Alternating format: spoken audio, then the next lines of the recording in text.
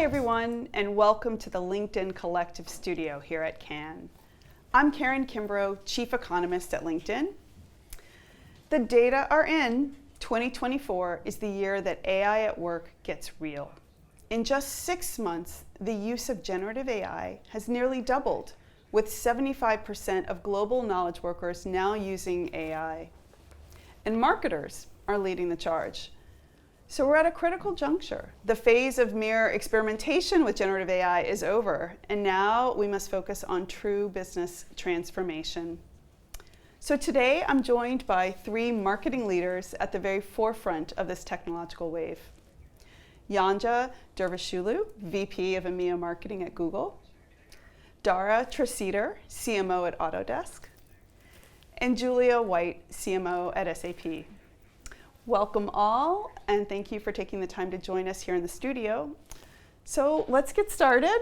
My first question I think is going to go to you, Yanja. Sure.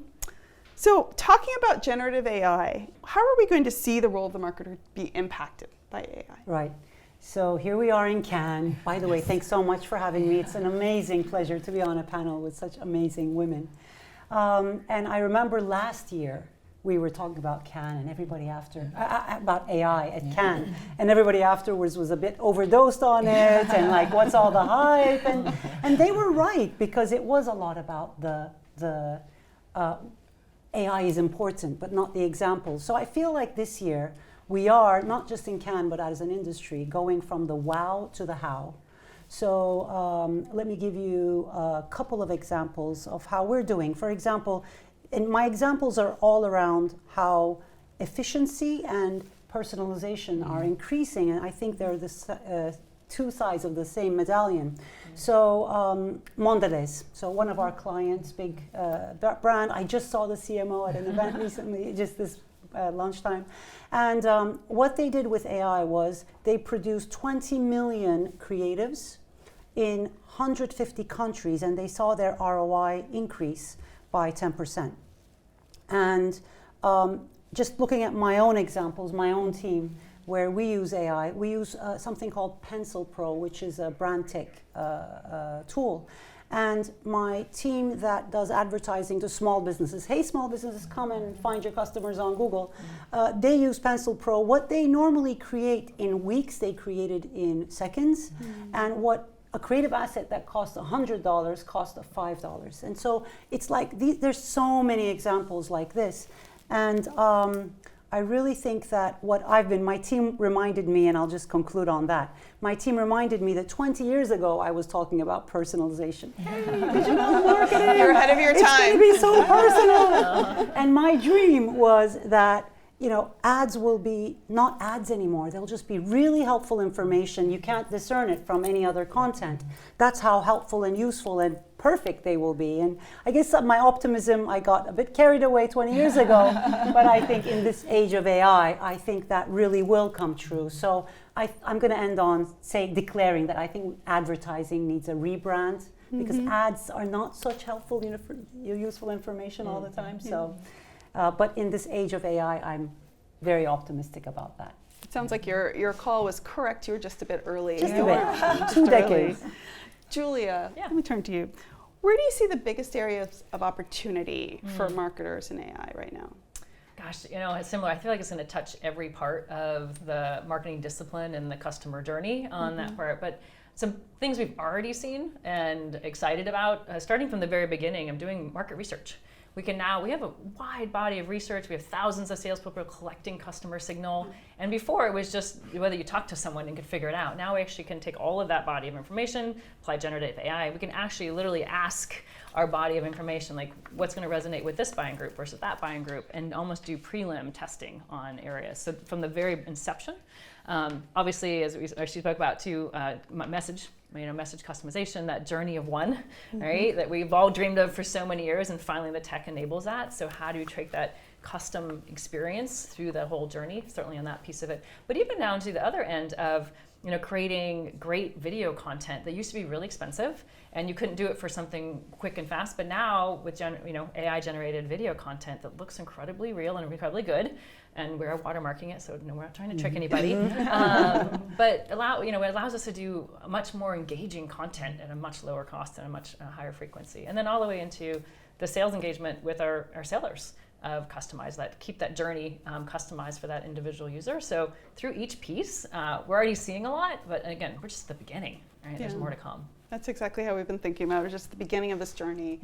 Dara, I want you to take us along this journey, look forward into the future. How do you think the role of the modern marketer is going to change with AI looking forward? Well, thank you again so much for having me. So great. What a great panel. I'm like learning right? so much. Right? The star panel. We could be on here doing this all day. We may just stay here and blow through our time. This is really great. Loving it.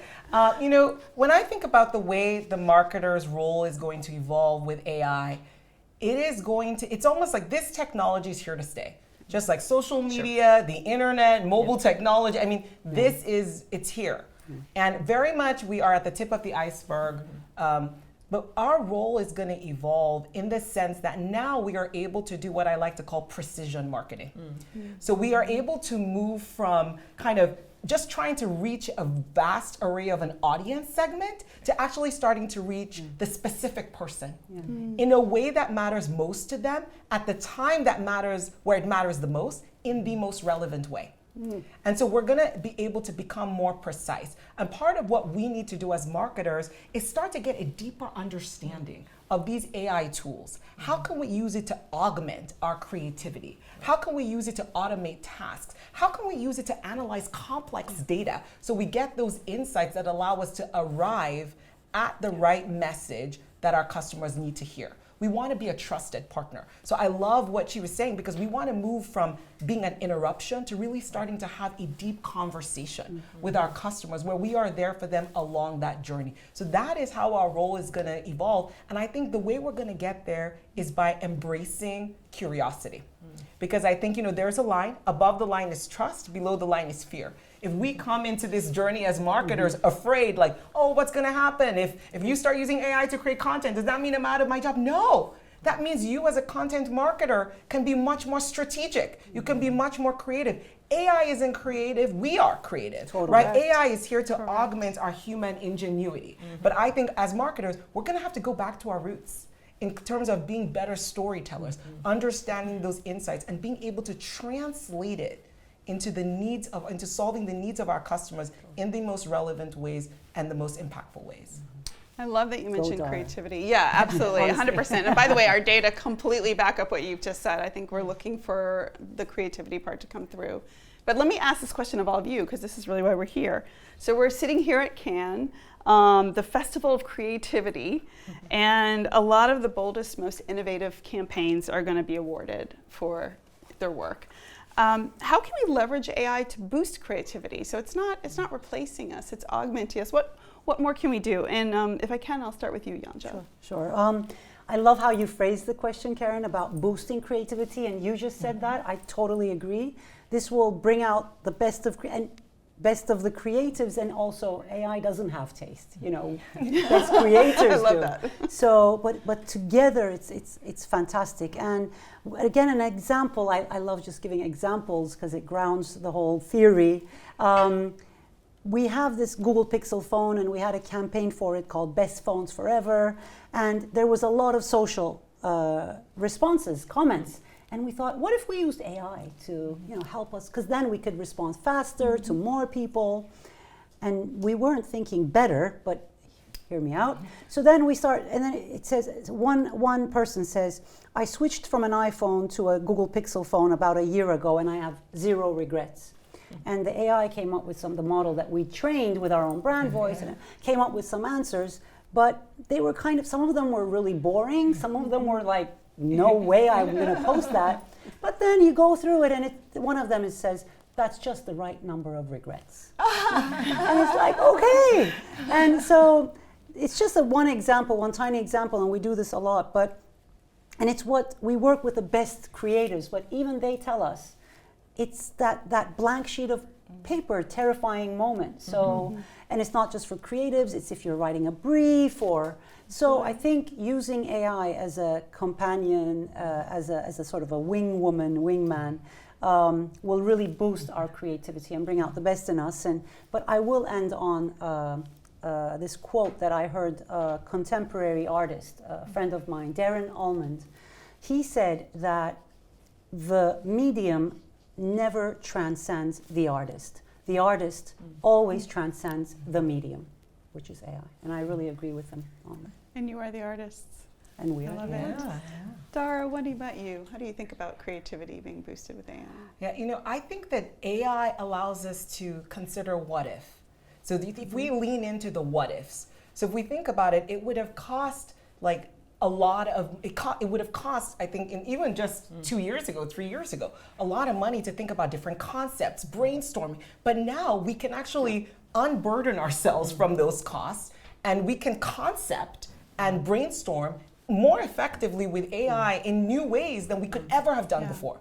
So if you think about it as a creative, you don't need to necessarily start with, okay, well, what is the budget? You can actually just start with, what is the insight and where do we take this?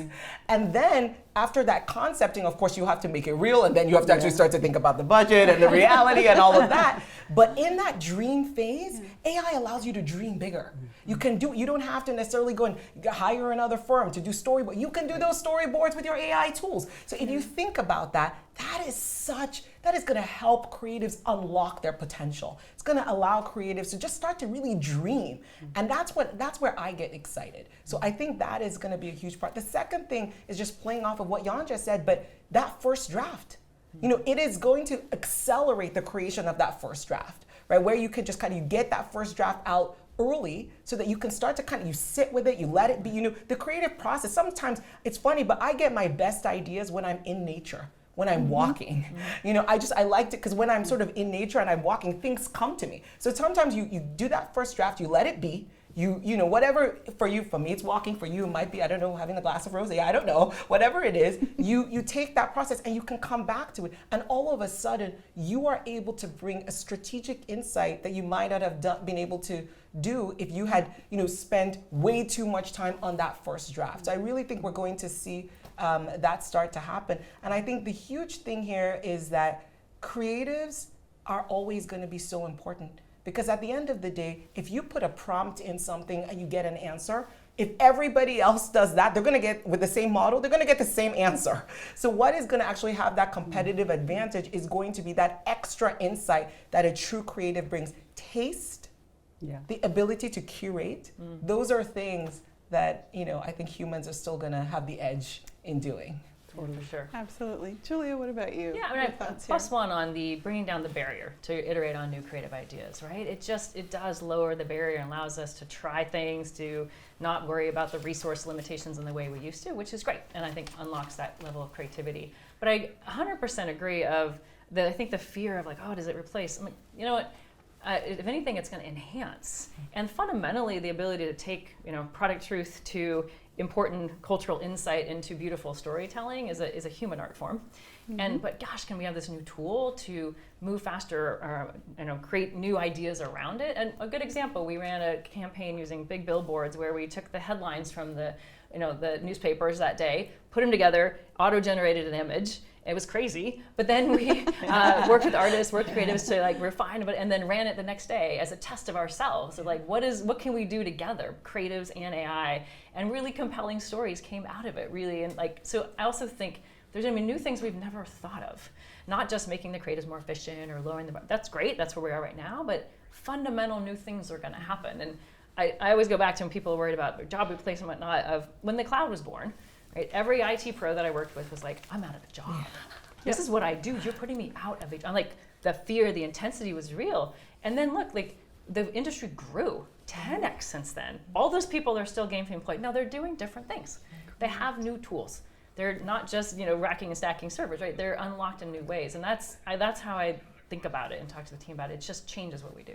Yeah, it's funny you mentioned this. This is something that we see in our own data here at LinkedIn as well. It's this idea that like we don't really think that these jobs are going away. They're just going to be rotating in terms of the skills that you lean into. Yeah. And a lot of the human skills are the ones that are going to be most important. So I love that comment. Can I add, Karen, one Absolutely. Please add, Yanja. And when Dara was talking about the blank page and the terrifying, just a statistic, a secret data from Google. So we have this Google Workspace, Google Docs, spreadsheets, and 3 billion people around the world use them. And we have this Gemini AI feature called Help Me Write. And 70% of people who use that are happy with the result. They take what Gemini is telling them. So this Help Me Write, like you were talking about earlier, is really a big use case, that first blank page. And it's amazing that so many people are liking what the AI is, just taking what the AI is giving them. Yeah, it's phenomenal what generative AI is doing these days. So I want to actually switch us into a different gear here. Appetite for generative AI is high. I think we're hearing a lot of excitement amongst you and amongst other marketers. But a lot of organizations lack a plan and a vision. So they're making that bridge from going from the individual using it to actually having it implemented and applying and driving to a bottom line. Do you have thoughts as marketing leaders about how you approach this bridge that we all need to cross? Dara, perhaps I'll start with you. Sure. And I think generative AI is going to be, it's already becoming quite core to the business. And I think one of the things that's really important as organizations is first of all, I think there are three things. One, you need to create a culture where a great idea can come from anywhere. Because you can't have a culture where everything around AI is just coming from the top, right? Where we might as well all go home, right? Because we need to create a culture where and so that means that we need to ensure that our teams are able to really embrace curiosity, but also there's the ability to put forward an idea for a pilot. I love a good pilot because you don't necessarily, it's time bound. We know exactly how much we're going to spend on it. We know what the results are going to be, how we're going to measure success, and that way we can try things. And then when we get that credibility and that validation, then we can scale those ideas. So I think with generative AI, what I'm seeing happen is like that green lighting of pilots, and we're doing that at Autodesk. Green lighting pilots, for example, with our technical marketing team, when we think about, we operate in over 120 countries. So that ability to really localize content, right? A variety of content where we are able to have personalization, we're able to be dynamic about it. We are able to kind of run those pilots and really understand how do we scale this in an effective way, right? Where we're able to deliver and get the ROI that we need. And then as we build that muscle, we can roll it out. So I think that piece is very important.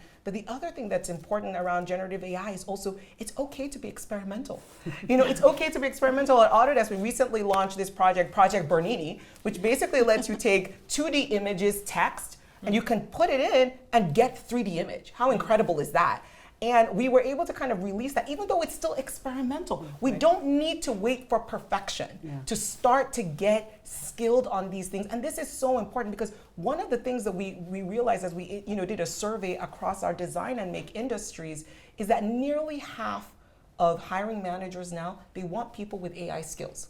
Right. So if you're going to wait for perfection, you're going to be behind the curve. Right. You've got to get in now, get in early, try a pilot, be experimental, learn. That's actually how you start to differentiate yourself from the pack and start to really stand out. So we're starting to make sure that we're encouraging our employees, we're creating that culture where great ideas can come from anywhere, we're green lighting pilots, and we're also allowing our teams to release ideas that can help our customers start to embrace generative AI. Because I think that's the other thing as marketers. Right. How do we reduce the fear and the anxiety, and how do we help increase trust?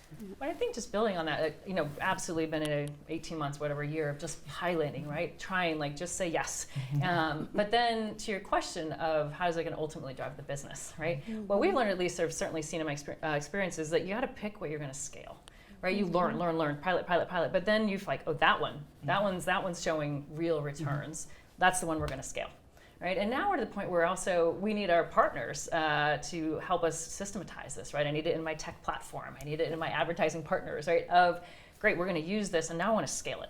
This is going to be our new standard. Of course, we'll keep iterating, but the piloting experience is great, but then you got to pick the things that you're really going to make the new norm and then get it across the organization. Or even just the research I mentioned, we tried it was really working. Now I need the research team to go embrace it and make it the company norm. So I think we're also now pivoting into that.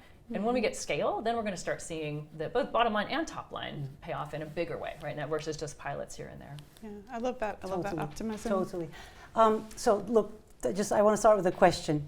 The question I get asked the most often as a tech person who's been passionate about AI for a long time is, what should my children study in college? I get asked that question You too. do? Oh yes, I want to hear your Okay, I answer. want to compare notes with you. And I say, look, just have them follow their passion, follow what they're good at, work really hard at it, and make sure that they are using the AI tools that are available to them. And I say this to my daughter, who's in college, she's a vocalist. Whatever AI tools are out there for music, you're using them first, best, experimenting.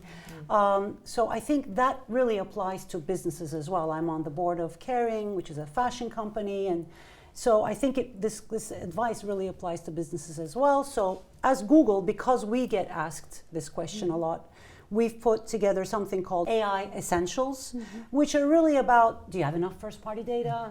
Do you have a first-party strategy, not just within your function, but across the whole company? Do you need more first-party data? Here's how you do it in the safe, privacy-safe way.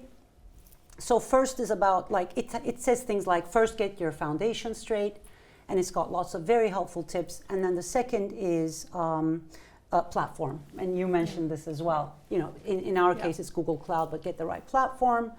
But I think the fundamentals of marketing, and you've both said this, are not changing. The storytelling, and so it comes down to what, again, I get asked, what should my AI strategy be?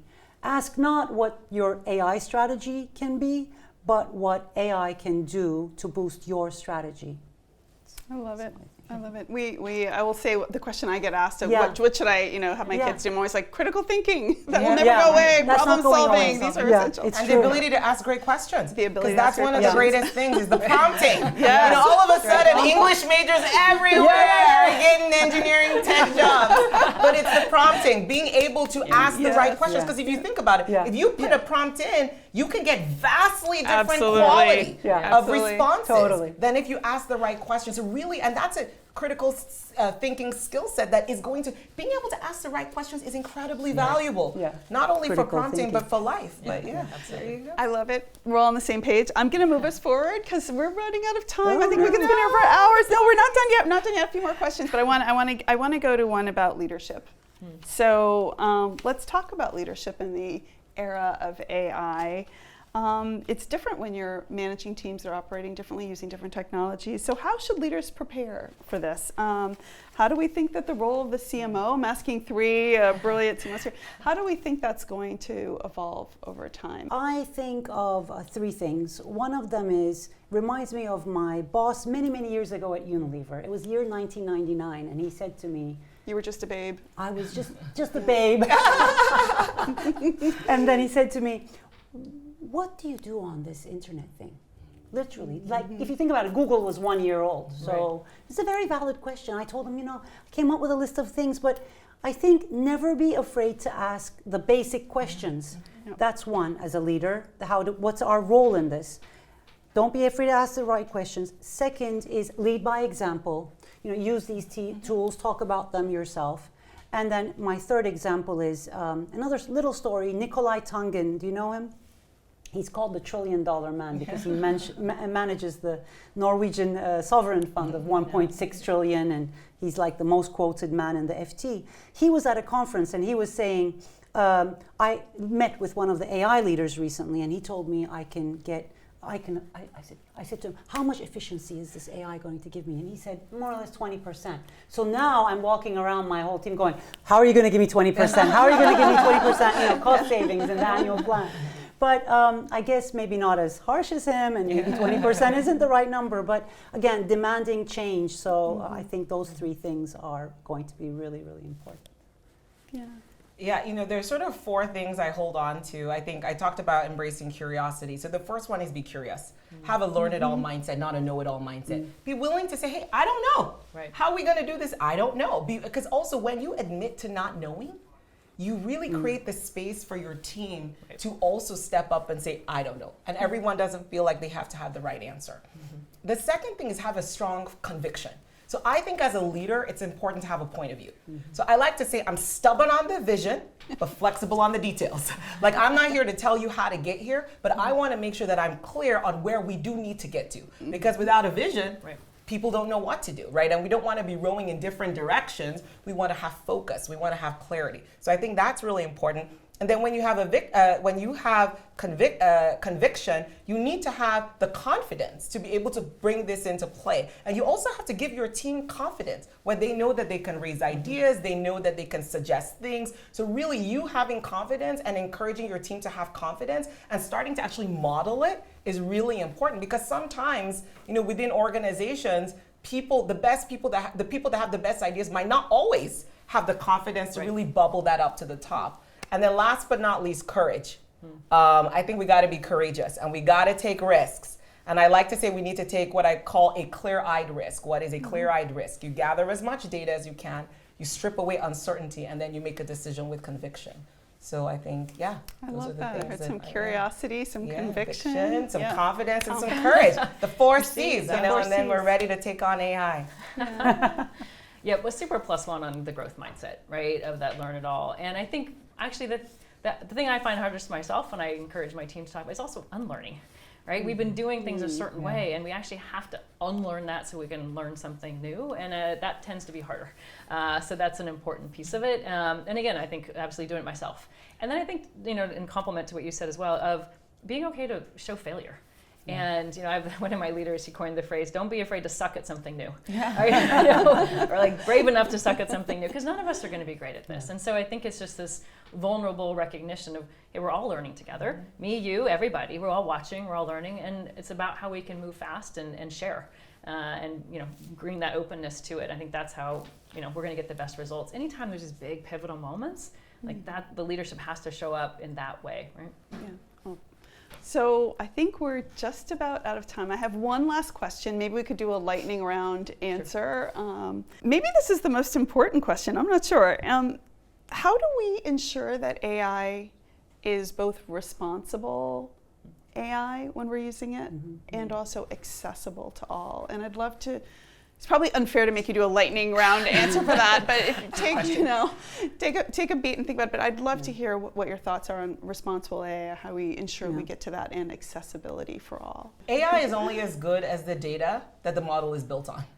So first of all, I think we have to accept the fact that a lot of the data that we have today has bias in it.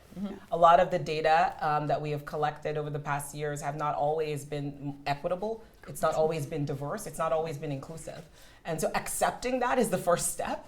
And then how do we create the mechanism where we can fix and correct for this? And I think this is a huge important thing that we need to do, because with great power comes great responsibility. And it would be irresponsible as leaders to embrace AI without thinking about how we mitigate bias and how we correct for bias, which exists.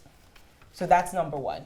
Then I think when it comes to also thinking about accessibility, how are we making sure everyone has access and we're training the next generation? So one of the things we do at Autodesk is we make our software available for free to students and educators all around the world. Our software is being used by over 100 million students and educators in over 160,000 institutions around the world. So that for us, we're like, hey, regardless of whether you're in the zip code where Bentleys are being driven, or you're in the zip code where people are having to have lunch paid for, wherever you show up, we're going to have our software available for you so that you have access to learn these skills that are going to allow you to be on top of what is needed in the workforce. Julia, what are your thoughts? I think the inclusion, right, to build on what you're saying, we need to make sure that people are developing the AI and training it and model, like the data has to be debiased and recognize that, but then the people building it also need to be diverse. And that's been a big area of focus of making sure there's all different kinds of people at the table working on the AI systems, whether it's in our product or it's in the marketing we're using. So I think that's incredibly important, and tech has not always been highly diverse. Let's be honest. So we have work to do on that one, and AI there's never been something more important to ensure diversity at that level. And then on the other side of it's transparency, right? Like with transparency, you can earn trust. And so, like I said, when we create videos with AI, we mark them. So we're not trying to trick people. We're transparent about that. And there's no need to trick people, and people aren't going to use something they don't trust. And so I think really keeping that transparency principle in all of our execution. Fabulous. As Google, of course, we feel a huge sense of responsibility in developing this technology. I want to begin with the accessibility. I mentioned Workspace is 3 billion. We have 15 products with 500 million to 2 billion users. So the scale of accessibility through these free products of this great AI, like you have a Gmail account and you've got AI in it, like this is so amazing and mind-blowing, and we shouldn't take it for granted.